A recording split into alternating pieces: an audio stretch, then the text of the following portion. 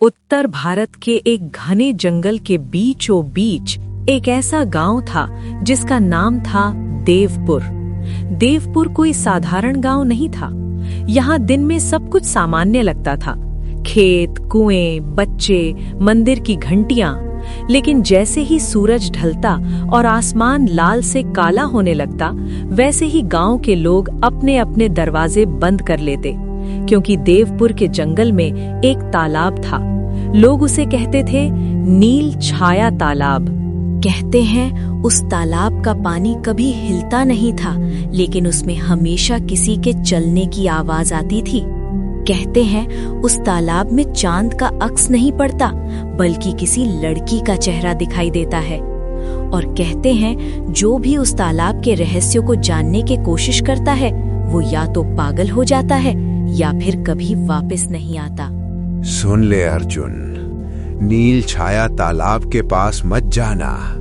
वो सिर्फ पानी नहीं है, वो एक कैद है। कैद? किसकी कैद दादा? एक ऐसी आत्मा की जो जिंदा होते हुए भी मारी गई। अर्जुन, देवपुर का सबसे शांत लेकिन सबसे जिज्ञासु लड़का।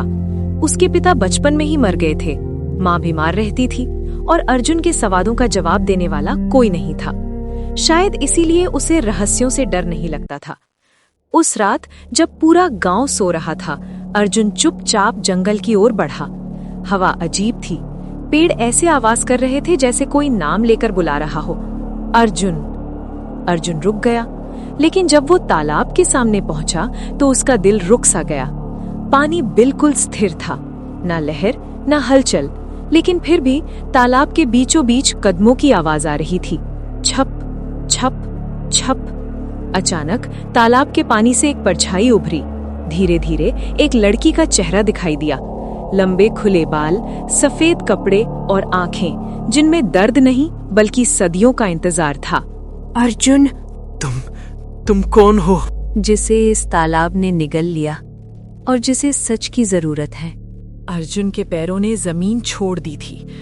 वो भाग सकता था, चिल्ला सकता था, लेकिन उसकी आंखें उस लड़की से हट ही नहीं रही थीं। अगर तुम सच जानना चाहते हो तो कल अमावस्या की रात यहाँ वापस आना। तो ये तालाब किसी और को बुला लेगा। और अगर मैं ना आया तो? इतना कहकर वो परछाई धीरे धीरे पानी में समा गई और तालाब पहली बार हिला। अर्जुन नहीं जानता था कि उसने जिस रहस्य का दरवाजा खोला है वो सिर्फ एक लड़की की कहानी नहीं, बल्कि देवपुर, तालाब और खुद अर्जुन की किस्मत सब कुछ बदलने वाला है। उस रात अर्जुन सो नहीं पाया। उसकी आंखें बंद होती तो उसे वही चेहरा दिखता, सफेद कपड़ों में लिपटी लड़की जिसकी आंखों में डर नहीं बल्कि उम्मीद थी। एक ऐसी उम्मीद जो शायद सिर्फ अर्जुन से जुड़ी थी। सूरज निकल चुका था, गांव जाग चुका था, लेकिन अर्जुन अब पहले जैसा नहीं रहा। माँ, तुम्हें कभी नील छाया तालाब के बारे में कुछ अजीब नहीं लगा?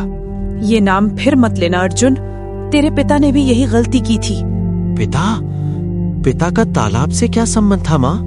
कुछ रहस्य ऐसे होते हैं बेटा, जो घर को बचाने के लिए दफन कर दिए जाते हैं। अर्जुन सीधे गया गांव की सबसे पुरानी झोपड़ी में, जहां रहती थी दादी जानकी। दादी जानकी की आंखें कमजोर थीं, लेकिन उनकी याददाश्त 100 साल पुरानी थी। मैं जानती थी तू एक दिन आएगा। आपको कैसे पता? क्योंकि वो लड़की हर 30 साल में किसी एक को चुनती है। दादी, उस लड़की का नाम क्या है? उसका नाम था अन्विता। अन्विता, एक ऐसा नाम जो कभी देवपुर की शान था। 100 साल पहले देवपुर हरा भरा था और अन्विता गांव की सबसे समझदार, सबसे साफ दिल वाली लड़की। लोग कहते थे उसे पानी से बात करना आता था, लेकिन वही अच्छाई उसकी सबसे बड़ी सजा बन गई। उस समय गांव का मुखिया था भैरव सिंह, लालची, घमंडी और सत्ता का भूखा। भैरव सिंह ने तालाब को सोने की खान समझा। वो उसका पानी बेचने लगा। लेकिन तालाब तो जादुई था। हाँ, और अन्विता ने उसे रोकने की कोशिश की। ये तालाब किसी का नहीं है, ये प्रकृति की धरोहर है। एक लड़की मुझे सिखाएगी कि क्या मेरा है और क्या नहीं। अमावस्या की वही रात थी जब गांव ने सबसे बड़ा पाप किया। अन्विता को झूठे इल्जाम में तालाब के पास बुलाया गया। मैंने कुछ गलत नहीं किया, मैं बस सच बोलती हूँ। उसे तालाब में धकेल दिया गया अर्जुन। मार दिया गया? नहीं बेटा, तालाब ने उसे मरने नहीं दिया। उस रात के बाद तालाब बदल गया और अन्विता उसकी रक्षक भी बनी और कैदी भी। तो उसने मुझे क्यों चुना? क्योंकि तेरे पिता उस सच को बाहर लाना चाहते थे और तू उनका अधूरा काम है। अमावस्या की रात अब बस कुछ घंटे दूर थी और तालाब फिर से जागने वाला था। अर्जुन अब जान चुका था, ये सिर्फ एक आत्मा की कहानी नहीं, ये एक पाप था जो पीढ़ियों से दबा हुआ था और आज उस पाप का फैसला होने वाला था। अमावस्या की रात, वो रात जब चांद भी आसमान में दिखने से डरता है। वो रात जब देवपुर के लोग अपने घरों में दिए बुझा देते हैं और दरवाजों पर नमक छिड़क देते हैं, क्योंकि इस रात नील छाया तालाब जागता है।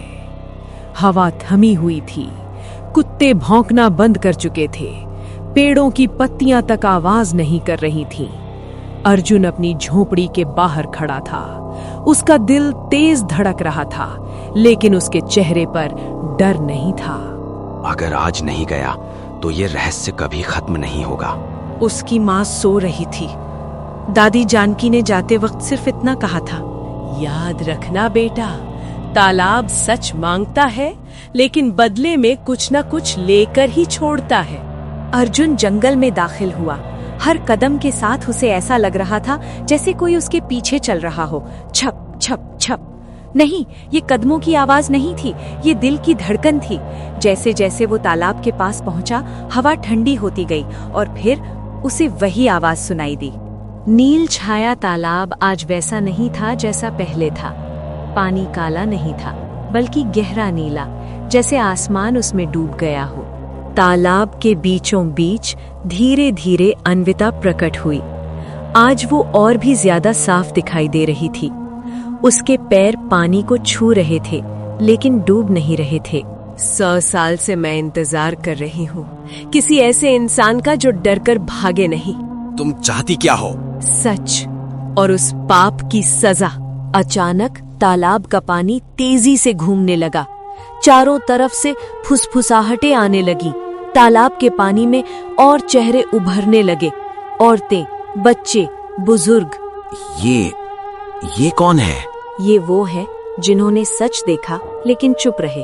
अर्जुन समझ गया, नील छाया तालाब सिर्फ अन्विता की कैद नहीं था, ये उन सब का जेल खाना था जिन्होंने डर को चुना। अगर तुम सच बाहर लाना चाहते हो तो तुम्हें कुछ खोना होगा। अगर मेरी कुर्बानी से ये सब आजाद हो सकते हैं तो कहो, क्या चाहिए? मुझे तुम्हारी यादें चाहिए अर्जुन, तुम्हारे पिता की, तुम्हारे बचपन की, सब कुछ। अगर यही कीमत है तो मैं तैयार हूँ। जैसे ही अर्जुन ने तालाब के पानी को छुआ, तेज रोशनी फैल गई। उसकी आंखों के सामने तस्वीरें घूमने लगी। उसके पिता का चेहरा, माँ की हंसी, उसका बचपन, एक एक कर यादें तालाब में डूबने लगी। और फिर सब शांत। तालाब फिर से स्थिर हो गया। बाकी आत्माएं धीरे धीरे मुक्त होने लगी, लेकिन अर्जुन जमीन पर गिर पड़ा। अर्जुन ने सच के लिए अपनी पहचान कुर्बान कर दी थी, लेकिन क्या एक लड़के की कुर्बानी 100 साल पुराने पाप को मिटा पाएगी? या फिर तालाब अब कुछ और मांगने वाला है? सुबह हो चुकी थी। देवपुर में सूरज तो निकल आया था, लेकिन उसकी रोशनी में आज कुछ अजीब सा डर छुपा हुआ था। नील छाया तालाब शांत था, बहुत ज्यादा शांत, जैसे किसी तूफान के बाद समुद्र हो जाता है। अर्जुन की आंखें खुली। वो जमीन पर लेटा था। अर्जुन जैसे तैसे घर पहुंचा। दरवाजा खुला। अर्जुन, तू पूरी रात कहाँ था? अर्जुन उसकी तरफ देखता रहा। चेहरा जाना पहचाना था, लेकिन दिल में कोई रिश्ता महसूस नहीं हुआ। माफ कीजिए, क्या हम एक दूसरे को जानते हैं? अर्जुन सच में सब कुछ भूल चुका था। कुछ ही घंटों में पूरे देवपुर को पता चल गया। लड़का रात को तालाब गया था, और अब इसे अपनी माँ भी याद नहीं। लोग डर गए क्योंकि उन्होंने अपने दफन किए हुए पाप को हिलते हुए देख लिया था। दादी जानकी अर्जुन के सामने बैठी, उनकी आंखों में पछतावे की नदी बह रही थी। तालाब ने कीमत ले ली। आप कौन हैं दादी? ये शब्द दादी के दिल को चीर गए। उसी शाम नील छाया तालाब से तेज हवा चली, पानी में लहरें उठी और पहली बार दिन में अन्विता प्रकट हुई। सिर्फ अर्जुन उसे देख पा रहा था। तुम कौन हो? मैं वही हूँ जिसके लिए तुमने सब कुछ खो दिया। अर्जुन, मैं पूरी तरह निर्दोष नहीं हूँ। जिस रात मुझे तालाब में धकेला गया, मैं मर सकती थी, लेकिन मैंने तालाब से सौदा किया। मैंने कहा मुझे शक्ति दे दो और बदले में मैं सच छुपाए रखने वालों को कैद कर लूंगी। मैं रक्षक भी बनी और श्राप भी। तुम वो हो जो इस चक्र को खत्म कर सकता है।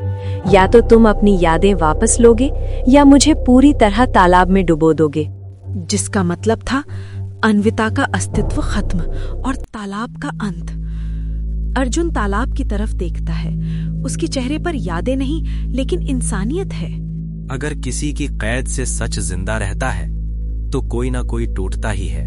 अब सवाल ये नहीं था कि अर्जुन क्या खोएगा, सवाल ये था क्या वो अन्विता को बचाएगा या पूरे देवपुर को। कुछ फैसले जिंदगी नहीं मांगते, वो आत्मा मांगते हैं। नील छाया तालाब के किनारे अर्जुन खड़ा था। उसके पास ना यादें थीं, ना अतीत। फिर भी उसके भीतर कुछ था जो उसे रोक रहा था। तालाब आज अलग लग रहा था। पानी में डर नहीं था, बल्कि इंतजार था। अगर तुम मुझे डुबो दोगे तो ये तालाब, ये श्राप सब खत्म हो जाएगा। और अगर मैंने अपनी यादें वापस ली तो मैं यहीं रहूंगी और ये चक्र फिर किसी और से कुर्बानी मांगेगा। अर्जुन ने पहली बार तालाब में अपना अक्स देखा, लेकिन उस चेहरे में वो नहीं था जो कभी था। अचानक दूर से आवाज आई, अर्जुन, अगर मेरी आवाज सुन सकता है तो घर लौटा। ये रिश्ता क्यों खिंच रहा है जब मैं इसे जानता तक नहीं? क्योंकि यादें जाए, दिल नहीं जाता। अन्विता, अगर तुम्हें मौका मिले तो तुम क्या चुनोगी? मैं आजादी नहीं चाहती अर्जुन। मैं बस चाहती हूँ कि कोई और मेरी तरह कैद न हो।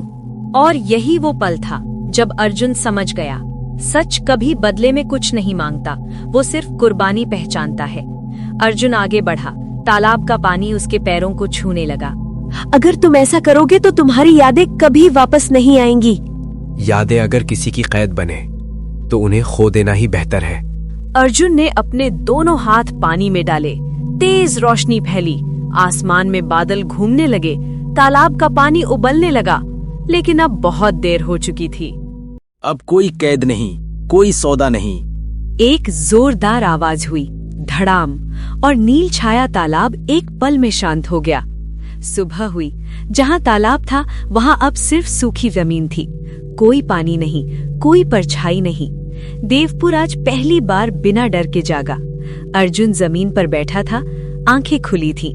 उसकी यादें नहीं लौटी थीं, लेकिन उसका दिल रास्ता पहचानता था। हवा में हल्की सी आवाज गूंजी, धन्यवाद अर्जुन, अब सच आजाद है।